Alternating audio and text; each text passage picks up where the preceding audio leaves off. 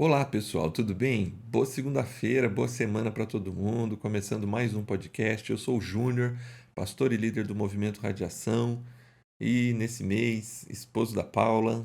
Não só nesse, por favor. E eu sou a Paula, esposa do Júnior, Uhum. e uma das líderes do movimento Radiação, como todo mundo já sabe. E Júnior, como você mesmo disse, estamos no meio da série do relacionamento vertical e a gente falou sobre raiva. Por que ficamos tão irritados? É isso aí. E a raiva é aquela companheira que se apresenta nas horas mais inusitadas e torna conhecida aquelas pessoas que têm um comportamento mais colérico, mais intenso, eu diria. Você sente muita raiva? O quanto ela já te atrapalhou ou te colocou em situações complicadas? Ela é de todo ruim? É sobre isso que falaremos hoje no podcast da segunda-feira.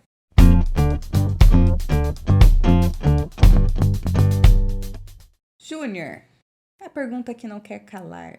O que te deixa com raiva, meu querido?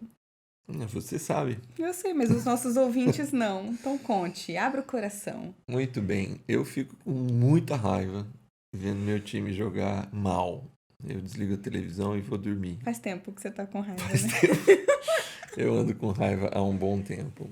Tá certo que agora não, tô de boa, não tá tendo jogo. Só rever o joguinho bom, Jogo bom, conquistas. exatamente.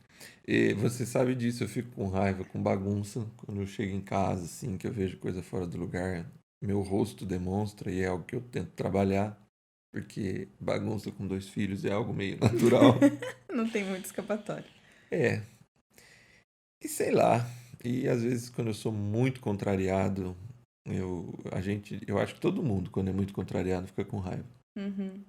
E você? Fala aí agora, só eu vou me expor?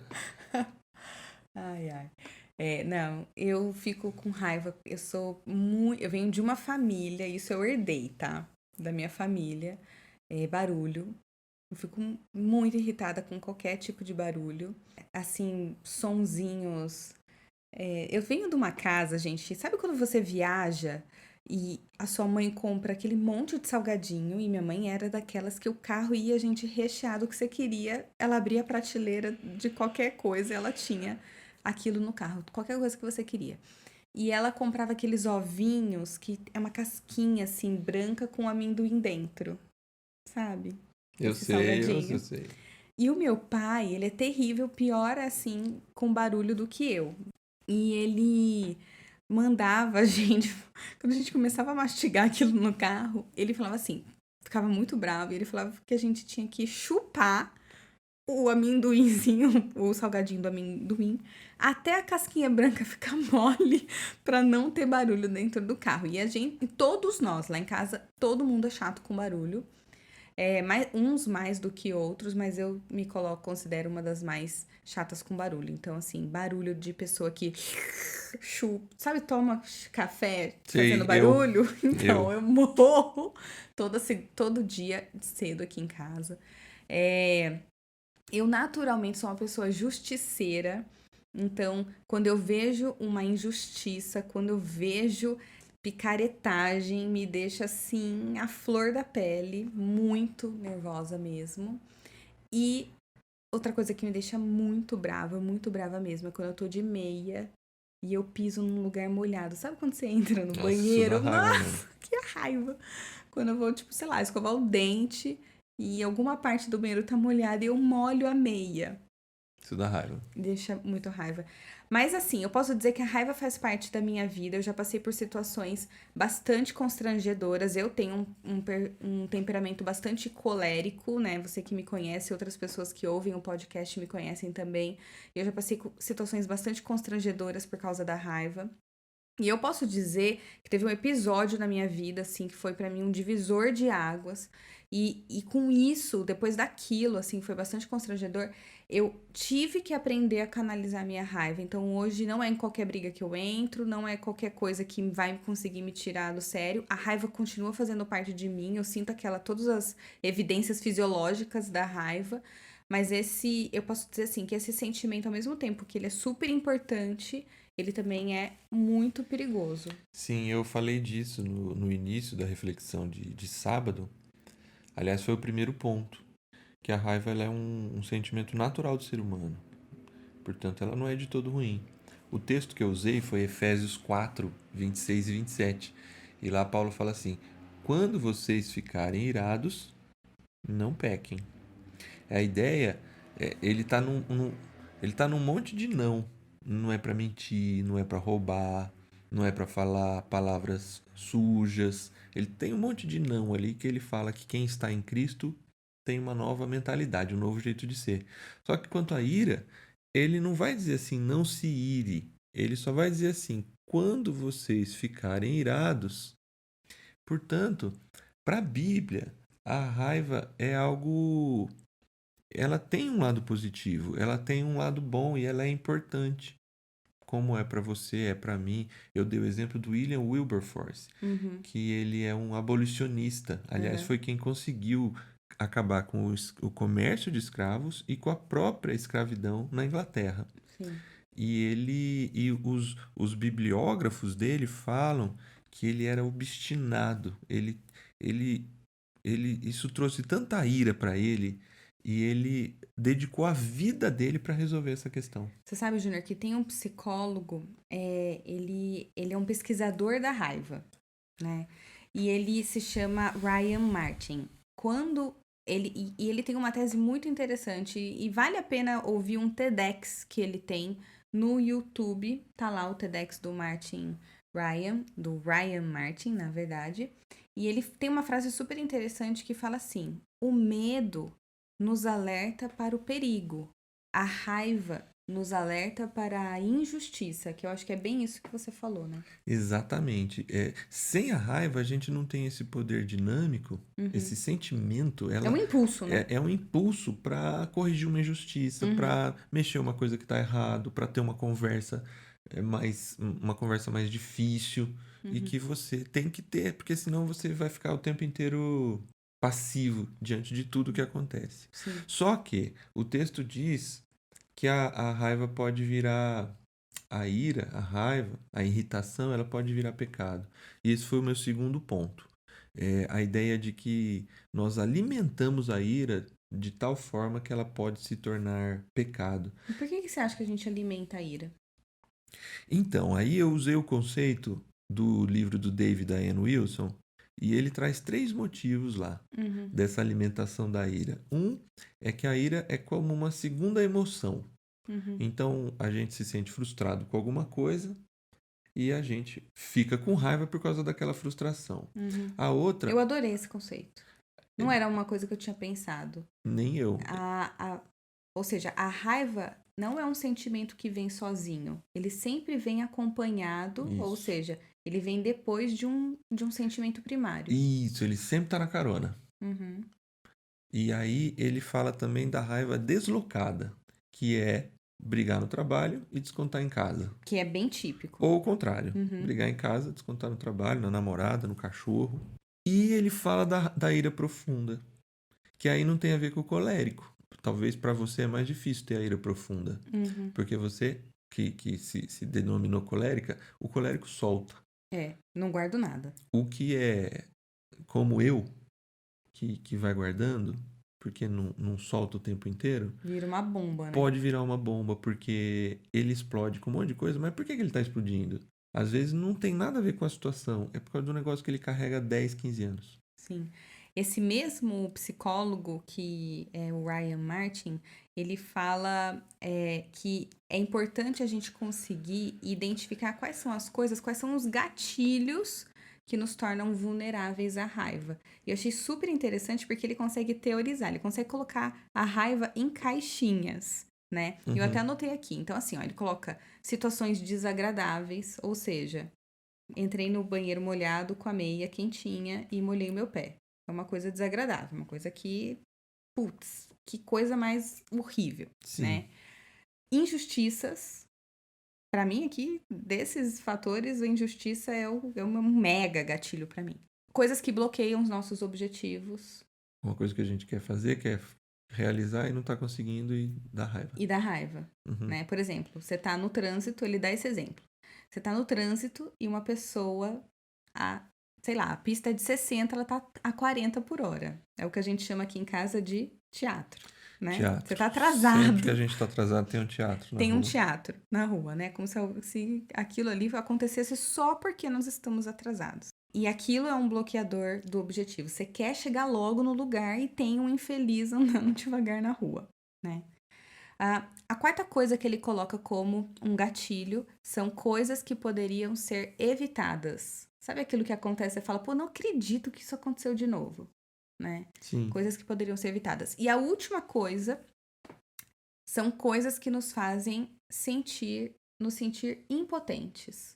Tipo, você tá no trânsito e você pega um engarrafamento. Não tem o que fazer. Você tá no caixa e você pega fila. Sei lá, a bobina da criatura acaba Sim. na sua hora, a bobina da nota fiscal. E você tá Claro. com pressa Ou ela naquele tem que dia. fazer a sangria. Todo mundo sabe que é sangria aqui? É fechar o caixa, Fechar né? o caixa. Claro que vai acontecer na sua hora, né? Bem na sua vez, né? Isso conversa muito com o que o Dave e a Anne falam no livro, porque eles dizem nesse ponto da alimentação, né, da ira, que a gente precisa identificar a causa, a raiz. Porque identificar a raiz vai fazer com que ela não vire pecado. Porque é impossível evitar, a raiva faz parte. Faz. E ela vai vir. Uhum. Agora, a gente pode fazer ela não virar pecado não alimentando e para não alimentar, a gente precisa identificar onde ela nasceu. Exato. E talvez converse um pouco com Raya Martin aí, tudo que você está falando. Sim. E pra mim é muito, assim, pra mim o conceito que eu mais guardei é esse lance da raiva vir acompanhada. E a gente conseguir não canalizar pro outro o sentimento que é nosso. É isso Sabe? aí. E não descontar no filho, não descontar no esposo, não descontar na namorada, não descontar no irmão. Frustrações nossas, coisas que aconteceram com a gente, Sim. e a gente quer que o outro sinta aquilo. Parece que a gente quer penalizar o outro por conta de uma situação que aconteceu com a gente. É isso aí. Eu achei muito interessante o exemplo do Dave quando ele fala do filho. Porque o filho, na história que eu conto na live, lá, se quiser ouvir ela inteira, vai lá na live. Ele fala assim: Ah, papai, você ficou bravo comigo porque eu te chamei, te interrompi. Só que o Dave, como pai, ele consegue identificar, ele não tá bravo por isso. Ou melhor, a raiz, a origem da raiva não foi essa interrupção, foi a rejeição. Quando ele chega para pegar os filhos e ele tá todo feliz que tá indo buscar os filhos na academia lá, na natação, e os filhos falam: Ah, que pena, a gente queria que fosse a mamãe. Então ele consegue admitir pro filho: Filho, eu não tava com raiva por causa disso, eu tava com raiva por causa daquilo.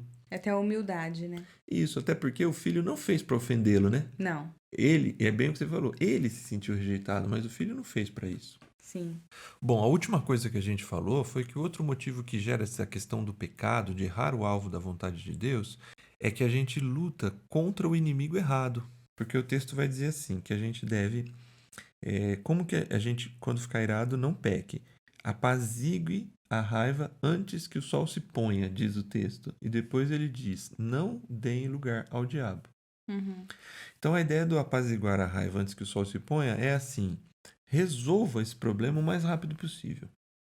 Não necessariamente, literalmente, antes que o sol se ponha. Não deixe isso criar uma raiz. Isso aí. Certo? Não precisa nem ser assim, a gente já usou muito literalmente, né? Sim. No mesmo dia.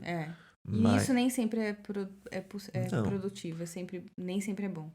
Não é bom procrastinar, mas é importante resolver rápido. E a outra coisa é dar lugar ao diabo. O texto pode ter a interpretação dessa mesmo, uma coisa mais espiritual, ou pode ser não dar lugar ao caluniador. É você dar ouvido para aquele que vai alimentando a sua raiva. Dar ouvido para aquele que vai piorando você. Não, é isso aí mesmo.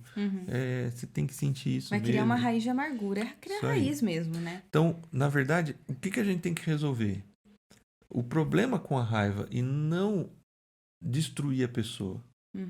E a gente vive um momento tão polarizado no nosso país que a gente hoje dirige para as pessoas. Tem familiares que não se falam mais, gente que não se conversa mais porque tá dirigindo a raiva para o lugar errado.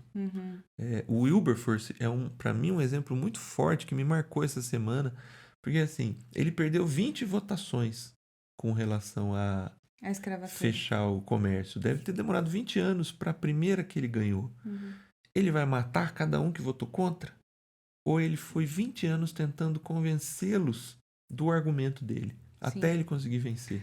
Sabe, Júnior, que eu aprendi que a minha raiva, ela não precisa servir de gatilho para uma agressão, né? E óbvio que não é uma agressão de você sair batendo na Sim. pessoa e nada disso, mas é muitas vezes uma agressão verbal, né? De você ir pra cima, de você retrucar, de você responder e perder a sua razão, né? Numa situação como essa. Tem uma pesquisadora da Universidade Hebraica de Jerusalém, ela se chama Maya Tamir, ela é professora de psicologia lá, e ela fala que as emoções como raiva não necessariamente terão um efeito fixo sobre o nosso comportamento. O que isso quer dizer? Que nós não somos marionetes dos nossos sentimentos. Cara, isso é muito importante para alguém colérico escutar, porque ao mesmo tempo que um colérico responde à raiva com a explosão, as pessoas rotulam as pessoas que são explosivas como se elas fossem responder à agressão, com a agressão pro resto da vida. Sim. A gente rotula. Nós somos rotulados, né? Desse lado, nesse podcast eu tô do lado da vítima, ou não, né? Vítima ou não. Mas é lindo dizer que nós não somos marionetes dos nossos sentimentos. A gente pode decidir virar o jogo. Sim. Assim como a gente aprende a andar de bicicleta, assim como a gente aprende a falar em público, assim como a gente aprende tantas outras habilidades, a gente desenvolve tantas outras habilidades, conseguir dominar a raiva e utilizar essa força propulsora que tem dentro da gente para resolver questões como a injustiça, por exemplo, Sim. é lindo. É a tal da ira justa, né? Sim, ela usa esse termo, só que ela não usa como ira justa, ela fala da raiva justa, que é canalizar a raiva para algo positivo. A teologia trabalha o conceito de ira justa, que eu acho que conversa muito com isso aí. É a ideia de que o próprio Deus, ele é retratado às vezes na Bíblia com ira. E aí a gente vê algo negativo, né? Porque ira, a gente já joga pro negativo automático. Sim. Mas a Bíblia e esses autores aí que a gente está conversando hoje, essa compreensão de que a ira tem um lado positivo e ela é importante. Então, assim, é muito legal perceber essas coisas, assim. Quando a gente passa a se conhecer mais, sabemos quais são as causas primárias, as raízes da nossa raiva, a gente consegue começar a identificar o que nos irrita e a gente consegue trabalhar algo que a Bíblia chama de domínio próprio, ou seja, ter um autocontrole maior sobre esse processo, que era exatamente o que você estava falando. Sim. Em relação a você mesmo ou a qualquer um de nós, né? Exercer esse autocontrole diante de situações difíceis e situações de irritação, né? Quando aconteceu aquele episódio que eu comentei no início, né, pra mim que foi um divisor de águas, e eu conversei sério com Deus, foi uma conversa bem assim, Senhor, eu não quero continuar desse jeito, eu não quero ser dessa forma. Eu não sabia disso, né, eu não conhecia a Maia, mas é como se eu estivesse falando, eu não posso ser marionete desse sentimento, eu não posso ficar presa a isso. Me ajude a ter domínio próprio, que é um dos frutos do Espírito, certo? Na verdade, o fruto do Espírito inclui o domínio próprio. Sim, isso São aí. vários conceitos: amabilidade, bondade, longanimidade, mansidão e domínio próprio. Que eu sei que você vai virar pra mim e vai falar assim, mas nós não vamos nos aprofundar nisso Não porque não mesmo, dá tempo. Não dá tempo. Ok, fica pra listinha dos cursos, dos EBAs ou de podcasts futuros. É isso aí. Bom, vamos finalizar então? Vamos. Refletir, experimentar E e expressar. E para refletir, a sua tarefinha é listar 10 coisas que te deixam com raiva. 10, hein? A gente falou de 3 aqui no início, mas lista as 10, top 10 aí, sua. E categoriza essas coisas nas caixinhas que o Ryan Martin disse. Por quê? Para você se conhecer, para você saber qual é o gatilho que pega aí pro seu lado. Eu vou repetir as caixinhas, tá bom? Anota aí. Situações desagradáveis. Tá gordo, hein? Tipo assim, né? Sim. Injustiças. você tem que comentar. Coisas que bloqueiam seus objetivos. Coisas que poderiam ser evitadas. Esse eu não entendo muito. O que é assim, poderiam ser evitadas? Sabe aquela coisa assim, errar uma vez é humano, errar duas é burrice? Uhum. Então, coisas que, você tá fazendo isso de novo. Dava pra não Né? ter Pô, feito. dava pra não fazer. Ou, ai, que burra que eu sou, errei de novo. Tipo aquela minha máscara, gente. Fui costurar minha máscara Foi umas de 5 vezes. 4 aqui. vezes. 4 vezes. Eu colocava o verso com a frente com a frente, o verso com a... E quando eu terminava, eu tinha que descosturar tudo, né? 4 vezes pra conseguir chegar na minha máscara final. Última coisa, coisas que nos fazem se sentir impotentes. Tipo a fila do supermercado, o engarrafamento que a gente comentou. Social. Isolamento social. No experimentar. Muito bem, experimente trabalhar a ideia do domínio próprio. E aí você vai precisar entender um pouco quais são os seus gatilhos, ou os gatilhos que disparam a sua raiva, e experimente criar muros de proteção quanto a isso. Não ser marionete desse sentimento, a responder a esse sentimento de uma maneira menos prejudicial. Aqui eu te convido também a pedir ajuda de Deus por meio do seu Espírito Santo, porque, como a gente disse ali atrás, não vai dar para alongar no assunto, mas é fruto da ação do Espírito, da mentalidade do Espírito, o desenvolvimento do domínio próprio.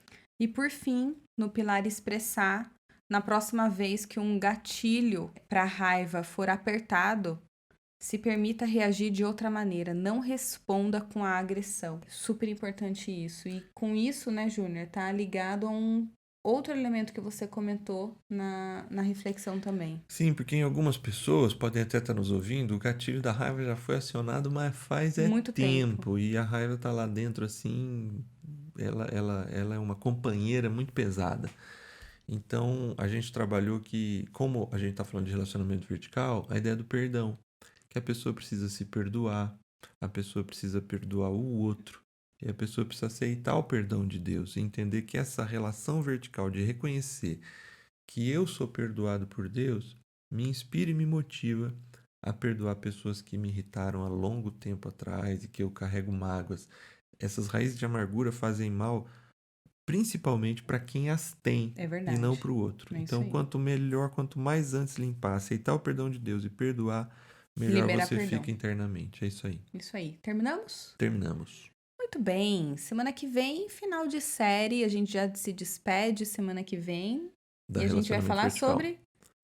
A gente vai falar agora exatamente... A gente vai concentrar na verticalização para todo o nosso relacionamento.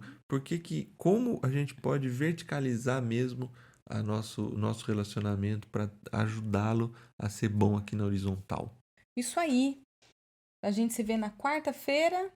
Podcast sobre os patriarcas. Isso. Terminamos Abraão. Vamos para Isaac? Exatamente. A gente deve começar Isaac essa quarta. Isso aí, pessoal. Até quarta-feira. Um beijo a todos. Tchau, pessoal.